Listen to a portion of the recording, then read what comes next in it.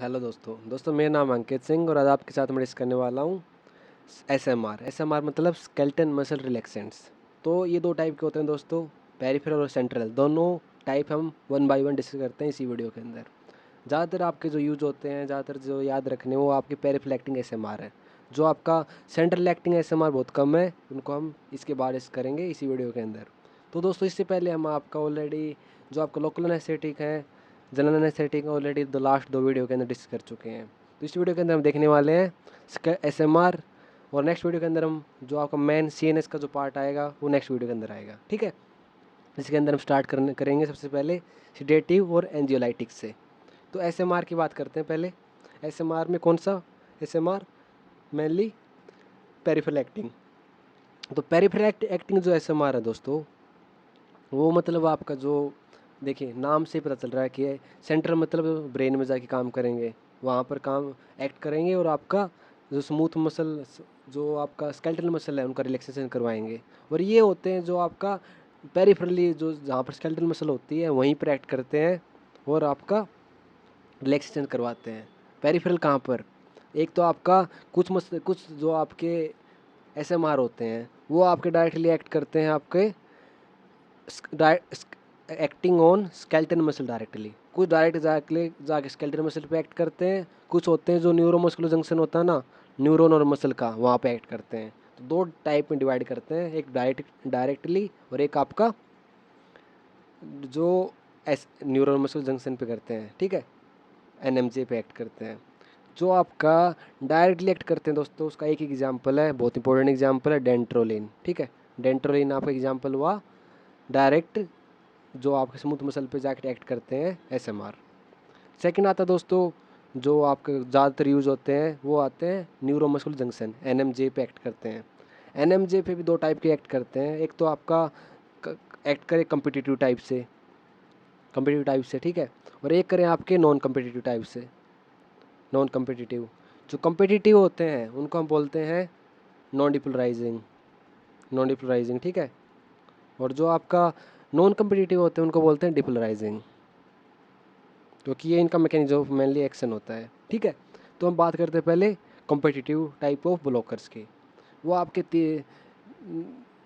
जो non competitive है दोस्तों, जो नॉन कम्पिटिटिव ब्लॉकर है, डिपोलराइजिंग ब्लॉकर है, उसका सिर्फ एक एग्जाम्पल आपको याद रखना है, पहले उसको हम कर लेते हैं।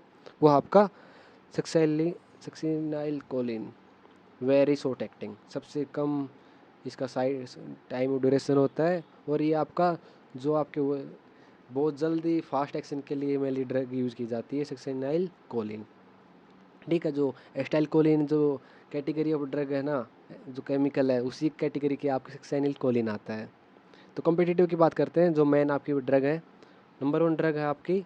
इसके अंदर तीन टाइप से डिवाइड करते हैं हम इसको, कम्पिटिटिव को, लॉन्ग एक्टिंग, इंटरमीडिएट एक्टिंग और शॉर्ट एक्टिंग। शॉर्ट एक्टिंग सबसे कम जो टाइम के लिए ड्रग करती है वो है आपका मीवा कोरियम। ये जितनी भी ड्रग है दोस्तों वो आपकी क्यूरियम से, आपके इंटरमीडिएट और आपका शॉर्ट एक्टिंग और लॉन्ग एक्टिंग क्यूरियम से एंड होती हैं, इनका नाम क्यूरियम से एंड होगा। तो शॉर्ट एक्टिंग का एग्जांपल मीवा कोरियम। इंटरमीडिएट का कौन सी आती हैं? वेकुरोनियम, एट्राकुरोनियम, सिस एट्राकुरोनियम, रोकुरेनियम और रापाकुरेनियम। इनमें से आपको कौन सी याद रखनी है मैं आपको पहले बता देता हूँ। आपका एक तो एट्राकुरेनियम बहुत इंपॉर्टेंट ड्रग है, सिस एट्राकुरेनियम इसका मॉडिफिकेशन फॉर्म है, ये भी आपकी काफ़ी यूज़ होती है। एक रोकुरोनियम, ठीक है। तो रापाकुरेनियम भी कई बार यूज़ होती है, लेकिन जो बीच की तीन ड्रग है ना दोस्तों, वो आपकी ज़्यादातर यूज़ होती हैं इस कैटेगरी के अंदर, एटाकुरोनियम, सिस एटाकुरोनियम और रोकुरोनियम। इसके अलावा आपका वेकुरोनियम और आपका रापाकुरोनियम भी कुछ कंडीशन के अंदर यूज़ होती हैं, लेकिन आपको शुरू की चार ड्रग याद करते हैं तो आपको सफिशिएंट रहेगा, क्योंकि एटाकुरेनियम से ही आपको सिस एटाकुरेनियम बनता है, तो आपको सिस थर्ड ड्रग अलग से याद करने की जरूरत नहीं है। तो लॉन्ग एक्टिंग है, जो आपका लॉन्ग ड्यूरेशन ऑफ एक्शन के लिए आपका उसका मेन वो होता है, वो उसके अंदर सबसे पहली ड्रग आती है डी टूबोकुरेरिन, ठीक है। पहले मैं इसको चेंज कर लेता हूँ। इसके अलावा नेक्स्ट आता है पेनकुरोनियम और डोक्साकुरोनियम। ये आपकी तीन ड्रग हैं जो लॉन्ग एक्टिंग के अंदर हैं और क्लिनिकल यूज होती हैं। तो इनको आपको मेनली याद रखना है। गैलेमाइन भी यूज़ होती है लेकिन कंपेटिवली कम यूज़ होती है इनसे। तो पेनक्रोनियम, डॉक्साक्रोनियम और आपका डी ट्यूबोकुरेरिन, ये आपकी ड्रग है, वो आपकी लॉन्ग एक्टिंग आपकी कैटेगरी में आती हैं और कॉम्पिटिटिव ब्लॉकर्स के अंदर आती हैं जो एनएमजे पे एक्ट करते हैं। ठीक है, तो ये पहली कैटेगरी हुई जो पेरिफेरल एक्टिंग एसएमआर हुए। हम बात करते हैं हम सेकंड जो हमारी है central acting ASMR. Central acting ASMR का नाम से हम क्लियर है कि ये आपका सीएनएस पे सेंट्रली एक्ट करती हैं और आपको मसल रिलैक्सेंट करवाती हैं। इनको हम 4 पार्ट डिवाइड करते हैं दोस्तों। एक आपका जो सेंट्रल आपको ब्रेन के अंदर अल्फा टू एगोनिस्ट रिसेप्टर होते हैं, वहाँ पर जाके एक्ट करें, उनको बोलते हैं central alpha two agonist. Second है जो गाबा डेरिवेटिव होती हैं, वो आपकी सेकंड कैटेगरी के अंदर आता है।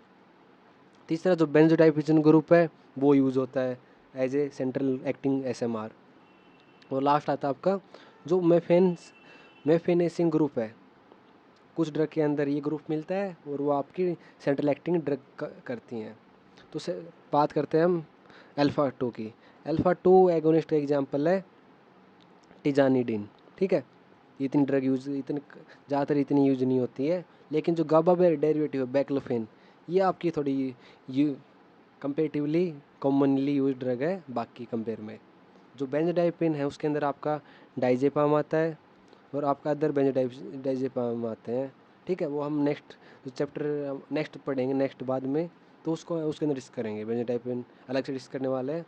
तो डाइजेपाम इसके अंदर मेनली आता है। ठीक है, डाइजेपाम जो आपका सेंट्रल एक्टिंग एसएमआर होती है। इसके अलावा जो मेफेनेसिन ग्रुप है उसके अंदर आपको क्या मेनली एक तो मेफेनेसिन ही आपका एग्जाम्पल है। इसके बाद आता है मिथो कार्बेमोल, क्रिसोप्रोडोल, क्लोर जोक्साजोन और आपका क्लोर मिजानोन। ठीक है, इनके नाम भी इतने कॉम्प्लिकेट है, बंदा याद करे तो कैसे करे, प्रोनाउंस करने में इतनी दिक्कत होती है इनको नाम को मेरे को। तो सेंट्रल एक्टिंग जो एसएमआर होते हैं उनमें से आपको याद रखना है जो बेंजोडाइपेन ग्रुप और गाबा डेरिवेटिव आपके इस कैटेगरी के अंदर आते हैं। इसके अंदर बैक्लोफेन याद रखना है, इसके अंदर डाइजेपाम याद रखना है। ये जो ड्रग है इनमें से आपको ये पता होना चाहिए कौन सी कैटेगरी में आते हैं। जब एग्जाम ये नाम आए कम से कम आपको आइडिया हो कि हाँ सेंट्रल एक्टिंग एसएमआर में आते हैं। ठीक है, और एक आपको सेंट्रल अल्फा टू एगोनिस्ट याद रखना है टिजानिडिन। ठीक है, ये दो आपके याद रखने आपको एसएमआर कैटेगरी जो जितनी भी जो समूह स्केलेटल मसल रिलैक्सेंट है उनके अंदर, ज़्यादातर इन्हीं के अंदर कुछ ड्रग आपकी यूज़ होती हैं। ये भी इनको आप यहाँ पर याद करते हो दोस्तों, तो आप जब फाइनल ईयर के अंदर एनेस्थीसिया पढ़ना होता ना आपको, तो आपको अलग से उस टाइम पे अलग से ये एसएमआर और लोकल एनेस्थेटिक आपको याद नहीं करनी होती हैं। आप यहीं पर फार्माकोलॉजी के अंदर इनको याद कर सकते हैं। तो ये मेनली था दोस्तों हमारा skeletal muscle relaxant central acting और skeletal muscle relaxant peripheral acting. ठीक है, तो ये मेन था शुरू के 4 पार्ट थे। ये मेनली पेरिफेरल नर्वस सिस्टम के अंदर आता है। जो आपका जो एनेस्थीसिया का जो पार्ट है मेनली उनके अंदर आता है पेरिफेरल नर्वस सिस्टम क्या। तो ये चारों हमने कंप्लीट किए पहले वाले 4।